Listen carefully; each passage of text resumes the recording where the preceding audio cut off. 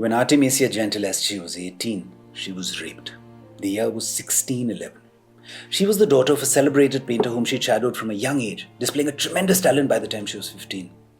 A few months before this heinous crime was committed, when she was still 17, she unveiled her first major painting, Susanna and the Elders.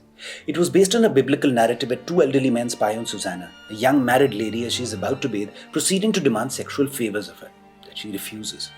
In Artemisia's representation, Susanna raises a hand to shield herself from these men, turning away, trying her level best to avoid the gaze, hoping perhaps not to be recognized.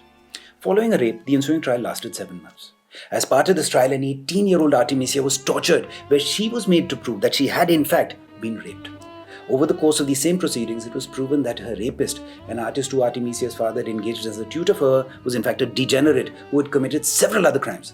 Yet, he was set free, because he was protected by the powers that were. It would be perfectly natural for one to expect Artemisia to crumble in the aftermath of this trial, an 18-year-old who had been let down so poorly by society.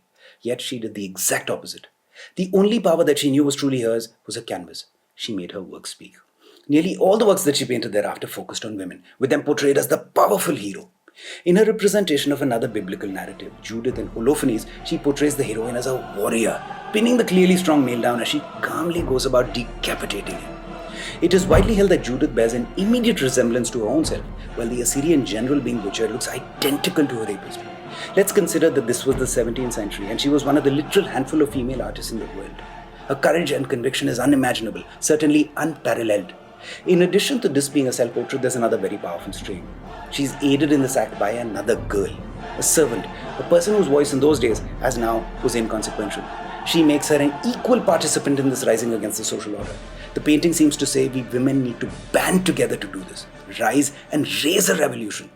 Artemisia's last painting featured the same subject as the first, Susanna and the Elders. The characters are the same, except in this final version, the sky isn't a hopeful blue. It's forebodingly dark, and Susanna no longer shields herself from the perverts. She faces them directly, meeting their gaze, challenging them to continue looking, demanding that they realize their folly and show some strain of shame. She's demanding that they correct their ways.